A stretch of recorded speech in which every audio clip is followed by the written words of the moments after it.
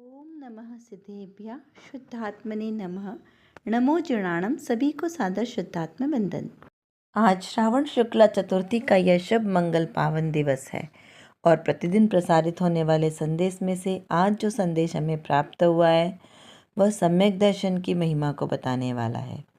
इसमें यह बताया है कि किस प्रकार सच्ची श्रद्धा और सच्चा ज्ञान उसे सम्यक दर्शन कहा है। तो किससे शरीरादिक जो क्रिया है ये इसकी क्रिया है और मेरे आत्मा की क्रिया है, दोनों किस प्रकार से भिन्न भिन्न है। इस प्रकार का यह संदेश भेद ज्ञान को बताने वाला भी है। तो चलिए पढ़ते हैं पहले आज का यह संदेश।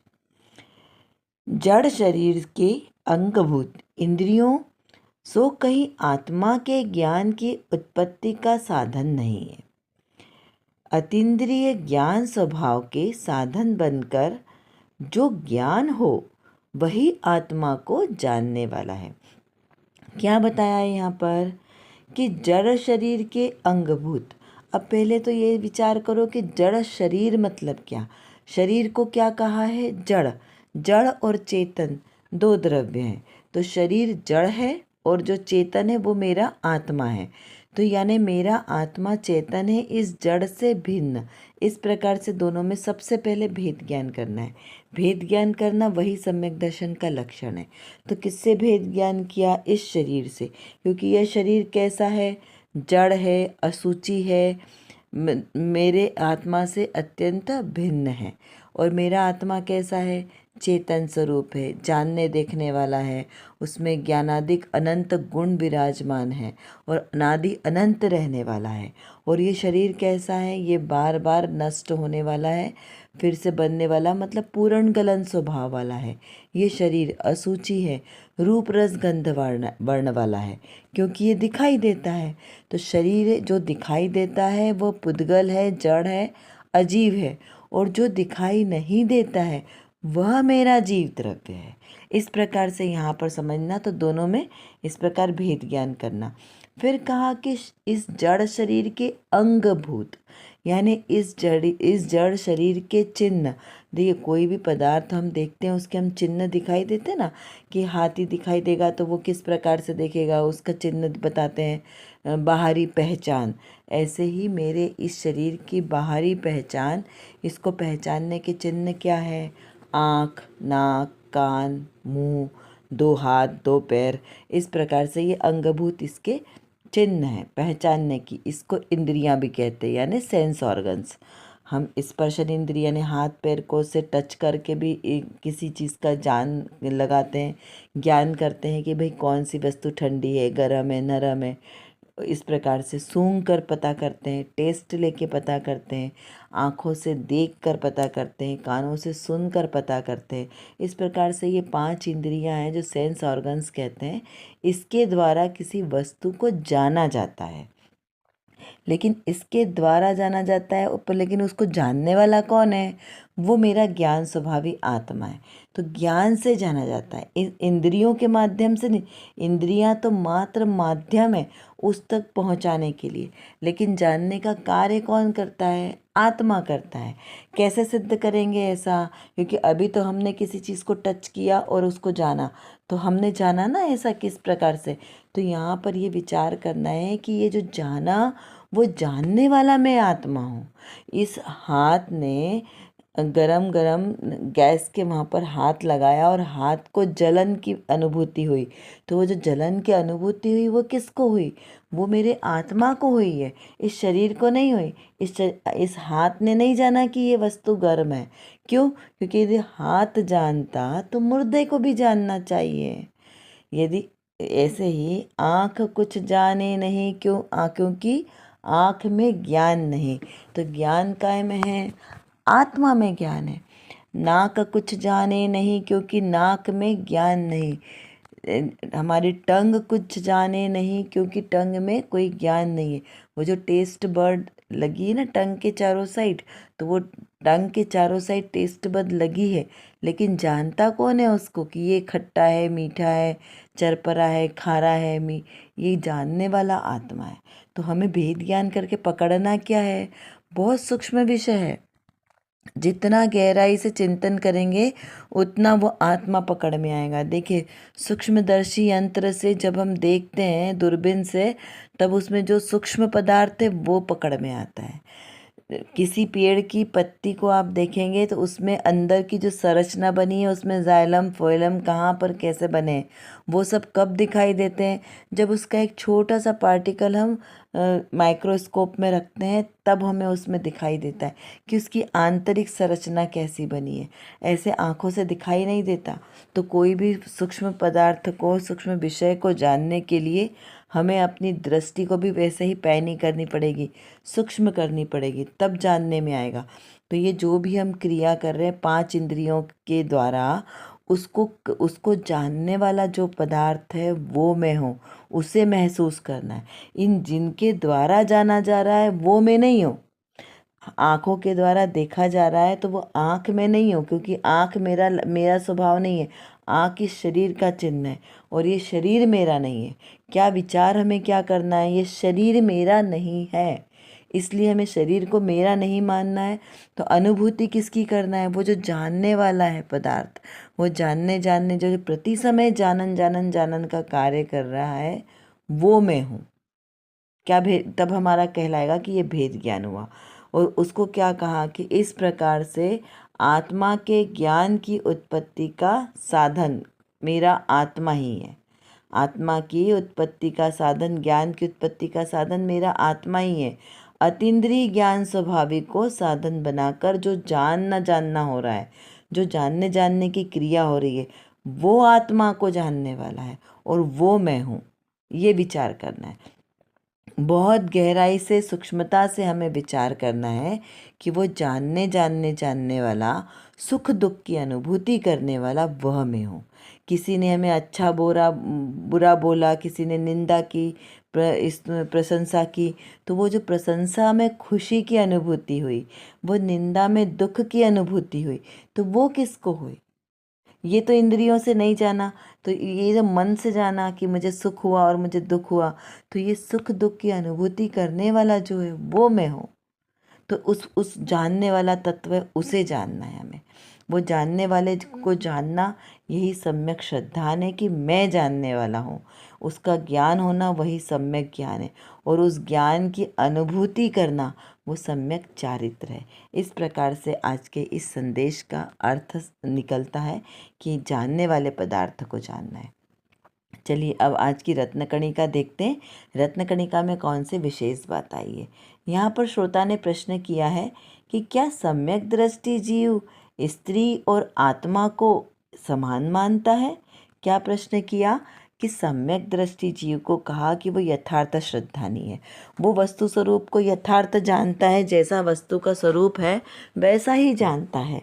तो हमने तो सुना है कि सम्यक दृष्टि जीव स्त्री और माता को एक समान जानता है, तो क्या यह सही है? इस प्रकार से संशय हुआ है जीव को। तो उसका समाधान पूर्वक कहते हैं कि सम्यक दृष्टि जीव माता और स्त्री को एक समान मानता है। तो किस प्रकार से मानता है, पहले ये विचार करें। क्योंकि किसी भी चीज़ को देखने के एंगल यानी दृष्टिकोण दो प्रकार के, अलग अलग एंगल से हम किसी भी वस्तु को देख सकते हैं। अनेक प्रकार के दृष्टिकोण हो सकते हैं, लेकिन हम यहाँ पर दो, मुख्य रूप से दो की बात कर रहे हैं, द्रव्य दृष्टि और पर्याय दृष्टि। एक हम अपनी ओर से देखेंगे, एक और सामने वाले की ओर से देखेंगे, तो दोनों की दृष्टि में भिन्नता होगी ना। तो इस प्रकार से हम दो एंगल से विचार करते हैं कि सम्यक दृष्टि जीव जब द्रव्य दृष्टि से विचार करेगा तो वो किस प्रकार से देखेगा, और पर्याय दृष्टि से विचार करेगा तो वो किस प्रकार से देखता है। तो चलिए पहले पढ़ते हैं हम यहाँ पे समाधान क्या बताया। स्वभाव दृष्टि से देखने पर सभी जीव समान हैं। स्त्री का जीव मात्र स्त्री पर्याय जितना ही नहीं है, किंतु पूर्ण चैतन्य भगवान है, और माता का जीव भी उसी प्रकार परिपूर्ण है। एक स्वभाव दृष्टि से कोई माता या स्त्री है ही नहीं। सिद्ध या निगोद, एक एक अवतारी या अनंत संसारी, स्त्री या माता, सभी जीव परिपूर्ण चैतन्य स्वरूप एक समान है। ऐसी स्वभाव दृष्टि में अनंत वीतराग भाव आ जाता है। कितने आनंद की बात है कि देखिए सारा विकल्प ही दूर हो गया। क्यों? क्योंकि अगर हम स्वभाव दृष्टि से देखेंगे तो सभी जीवों को समान ही देखेंगे, किसी में भेद करके नहीं देखेंगे। यदि भेद करके देखा तो वो पर्याय दृष्टि हो गई। तो यहाँ पर प्राणी मात्र को जीव मात्र रूप से देखा, तो उस जीव में माता पिता स्त्री पुत्र पत्नी बहन ये कुछ आया ही नहीं, एकमात्र जीव आया। क्या कहा? मात्र जीव। और वो भी कैसा? शुद्ध जीव। वो नरक का जीव, देवगति का जीव, मनुष्य गति का जीव, न तिर्यंच गति का जीव ये भी नहीं आया। निगोद का जीव, अरहंत पर्याय वाला जीव, सिद्ध पर्याय वाला जीव, यहाँ पर उसकी भी बात नहीं चल रही है। जीव मतलब जीव। तो जो निगोद में सोही, मुझ में सोही मोक्ष मझार, ये वैसी वाली बात आ गई। तो यहाँ पे क्या आया? उस प्राणी मात्र जीव स्वभाव की दृष्टि से सभी जीव समान हैं। सभी, महावीर भगवान की शिक्षा क्या है? सभी आत्माएं समान है, कोई छोटा बड़ा नहीं है। कोई आत्मा आकार से बड़ा या छोटा नहीं होता है। सभी जीव एक समान है, चाहे वो डायनासोर की आत्मा हो, चाहे वो चींटी की आत्मा हो, या आलू के अंदर के वो निगोदिया शरीर की आत्मा हो। वो निगोदिया शरीर का कितना बड़ा अवगा आने वाला है? एक आलू में एक सुई को आप पिंच करो और उसको बाहर निकाल लो, उसके ऊपर कितना रस लगा? रस ही लगेगा ना, आलू के कण तो लगेंगे नहीं, आलू का रस ही लगेगा। उस रस को यदि हम उसके जो जीव उसमें जो लगे हैं उन जीवों को यदि कहें कि आपको कबूतर के आकार का शेप दे देते हैं, तो वो सारे जीव इतने हो जाएंगे कि हमारा जितना बड़ा भारत है वो पूरा कबूतरों से भर जाए। इस प्रकार उसका विचार करना कि इसमें कितने जीव हैं। अब ये कोई खगोल कल्पना नहीं है। बहुत सारे लोग कहते हैं कि जैन धर्म खगोल कल्पना वाला है, लेकिन खगोल कल्पना नहीं है, क्योंकि सर्वज्ञ देव के द्वारा बताया गया मार्ग है और वो हमेशा सत्यार्थ ही होता है। क्योंकि सर्वज्ञ देव की दृष्टि कैसी है? अनंत वस्तु को जानने वाली केवल ज्ञान स्वरूप दृष्टि है, और इतना ज्ञान किसी और के पास नहीं है, इसलिए लोगों को लगता है कि ये काल्पनिक बात है। जैसे यदि कोई मंद बुद्धि जीव हो या छोटा बच्चा हो, अगर उसे हम गणित की संख्याएं करने के लिए दें, तो जो हमारे मैथ्स के मास्टर हैं वो जिस प्रकार सॉल्व करते हैं मैथ्स को, वैसा वो बच्चा नहीं कर सकता। तो उसे क्या लगेगा कि अरे ये ऐसा तो हो ही नहीं सकता, है ना। लेकिन हो सकता है ना, क्योंकि जो बड़े ज्ञानी हैं वो कर रहे हैं। माइक्रोस्कोप में जो मैंने जैसे अभी आपको बताया कि पत्ती में किस प्रकार से कितने जाइलम और फ्लोएम उसमें होते हैं पत्ती के अंदर, उनको देखने के लिए माइक्रोस्कोप में बारीक बारीक की काउंटिंग हो जाती है। लेकिन आप ऐसे पत्ती को देखोगे तो उसमें आपको कुछ भी दिखाई नहीं देगा।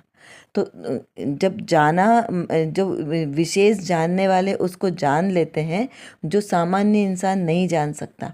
ऐसे ही जो केवल ज्ञानी भगवान जानते हैं वो सामान्य व्यक्ति नहीं जान सकते, इसीलिए उन्हें वो खगोल कल्पना लगती है। लेकिन ये सत्य है, क्योंकि जैन धर्म की काउंटिंग जहाँ से शुरू होती है वहाँ से पूरे विश्व की काउंटिंग खत्म हो जाती है। तब जैन धर्म की काउंटिंग चालू होती है, क्योंकि कहाँ से चालू होती? संख्यात, असंख्यात, अनंत, उससे नीचे बात नहीं चलती।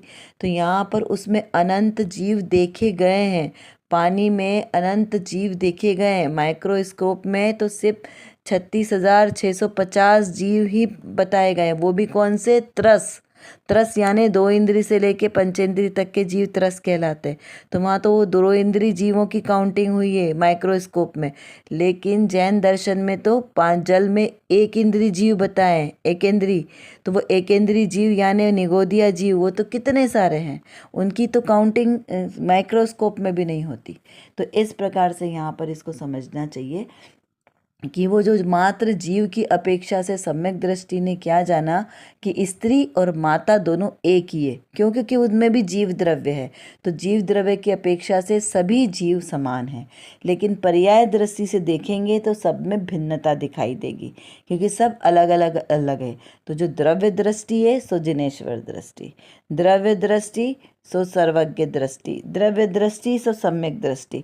तो जो सम्यक दृष्टि जीव है वह द्रव्य दृष्टि से सबको समान जानता है, इसमें कोई भेद ही नहीं है।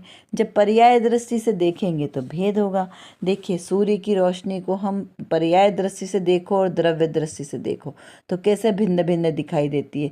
हमने एक सूर्य का गोला देखा तो उसको द्रव्य दृष्टि से देखा तो उसका प्रकाश का पुंज हमें कैसा दिखाई दे रहा है, वो गोल्डन किरणों वाला दिखाई दे रहा है, एक जैसा, उसमें कोई रंग भेद नहीं दिखाई दे रहा।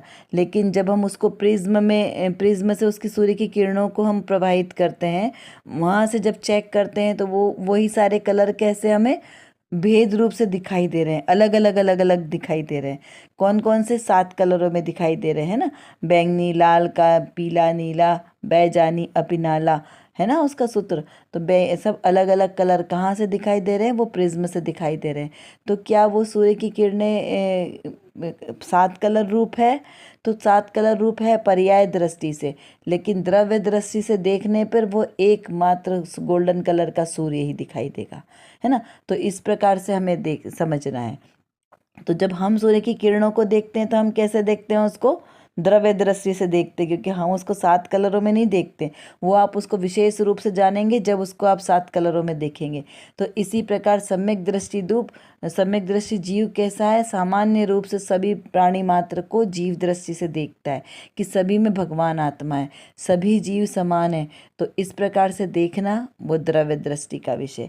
देखिए, सबको एक समान जानने में राग द्वेष की भावना नहीं आती, वहाँ पर वीतरागता है। क्यों? क्योंकि आपको कोई अच्छा बुरा दिखाई नहीं दे रहा है, सभी जीव समान है, ना कोई अच्छा है ना कोई बुरा है, ना लूला है ना कोई गरीब है, ना ही कोई ज़्यादा ज्ञानी है ना कोई मंद बुद्धि है, सारे जीव समान है। क्योंकि सभी जीव में एक जैसे गुण विद्यमान है। तो एक जैसे कैसे? अनंत गुण, किसी में कम या ज़्यादा नहीं है। ऐसा नहीं कि कोई मंद बुद्धि है तो उसमें गुण कम है, या कोई निगोद में है तो उसके पास गुण कम है, ज्ञान गुण कम है। नहीं, ज्ञानादिक अनंत गुण सभी जीवों में समान है, मात्र उसके आवरण में भेद है। क्या कहा कि मात्र उनका उघाड़ नहीं हुआ, आवरण उनका उतना ही नहीं है। दर्पण के ऊपर पर्दा लगा हुआ है, कर्टन, तो हमने जितना जितना कर्टन हटाते गए उतना उतना ज्ञान का प्रकाश होता गया। तो वैसे ही जीवों में वो ज्ञान का प्रकाश है, वो कम या ज़्यादा हो सकता है उघाड़ आने का, लेकिन जो द्रव्य स्वभाव में जो ज्ञान गुण भरा है उसमें भेद नहीं है। वो सभी जीवों में समान है, एक जैसा है, कोई भेद नहीं है। इस अपेक्षा से कहा कि द्रव्य दृष्टि से सभी जीव एक जैसे हैं, कोई भेद नहीं है उसमें। चलिए, इस प्रकार हमें विचार और चिंतन प्रति समय करते रहना है, क्योंकि प्रति समय जब हम द्रव्य दृष्टि से देखेंगे तो हमारा भेद ज्ञान एकदम व्यवस्थित होगा। तो दरेक प्रसंग में जब भी कोई प्रसंग आए उसे भेद ज्ञान पूर्वक द्रव्य दृष्टि से विचार करें तो हमें कोई भी प्रसंग में राग या द्वेष की उत्पत्ति नहीं होगी। और राग द्वेष की जहाँ उत्पत्ति का नाश होता है वहीं पर वीतरागता प्रकट होती है। और हमें क्या प्रकट करनी है? वीतरागता। चलिए, अब कुछ प्रश्नों के माध्यम से थोड़ा सा चिंतन करते हैं कि इंद्रिय ज्ञान और अतीन्द्रिय ज्ञान में क्या अंतर है। इसका बहुत ही सावधानी से विचार करें कि दोनों के ज्ञान, क्योंकि जानने की क्रिया तो दोनों में हो रही है, तो दोनों के जानने में क्या फ़र्क है। विचार कीजिए कि मैं ही आत्मा हूँ, ये सभी गुण मेरे ही आत्मा में विद्यमान हैं। कौन से? ज्ञानादिक, ज्ञान, दर्शन, श्रद्धा, चारित्र, ये सारे गुण मेरे ही आत्मा में विद्यमान है। मुझे इन गुणों को कहीं बाहर से लाने की ज़रूरत नहीं है। तो जब मैंने अपने आत्म स्वभाव को जाना, उसका श्रद्धान किया, उसका ज्ञान किया और उसी रूप आचरण किया, तो ये सारे गुण सहज ही प्रकट होने वाले हैं। द्रव्य दृष्टि और पर्याय दृष्टि क्या है, इसका विचार और चिंतन कीजिए कि किस प्रकार से द्रव्य दृष्टि से मेरा आत्मा परिपूर्ण मुझे अनुभव में आने लगेगा। कर विचार तो पाम, हम जितना विचार करेंगे उतना ही हमारा विषय क्लियर होगा, क्योंकि हमारे पास समय की कमी है और जानना बहुत ज़्यादा है। और किसको जानना है? अपने ही ज्ञायक स्वभाव को जानना है। तो जब तक हम अपने इस ज्ञायक स्वभाव को नहीं जानेंगे तब तक हमारा कोई भी कार्य सिद्ध नहीं हो सकता। तो एकमात्र जो मेरे अंदर मतलब मेरे आत्म स्वभाव में जो ज्ञान नाम का विशेष गुण है, इस गुण को एकमात्र अपने ज्ञायक स्वभाव को जानने में लगाएं तो निर्विकल्प दशा की प्राप्ति होगी, और इस निर्विकल्प दशा के ही आश्रय से हमें शाश्वत सुख की प्राप्ति होगी। तो वो शाश्वत सुख हमें प्राप्त हो, इसीलिए पुरुषार्थ करना आवश्यक है। उसके लिए व्यवहार से तो सच्चे वीतरागी देवशास्त्र गुरु का आश्रय लेना योग्य है, और निश्चय नय से मेरी निज शुद्धात्मा का आश्रय लेना ही सर्वश्रेष्ठ उपाय है। अभी के लिए बस इतना ही। विशेष चर्चा हम आगे की कक्षाओं में करेंगे। तब तक हम अपने आत्मस्वरूप को जानें, पहचानें और उसी में लीन रहें। इसी विशेष मंगल भावना के साथ आप सभी को सादर जय जिनेंद्र।